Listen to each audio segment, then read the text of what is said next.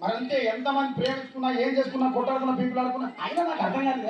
ఒకసారి కొట్టాడతారు రాత్రి కాగానే ఒకటైతే మళ్ళా ఇంతదానికి ఎందుకే కొట్టాడుకోలేదు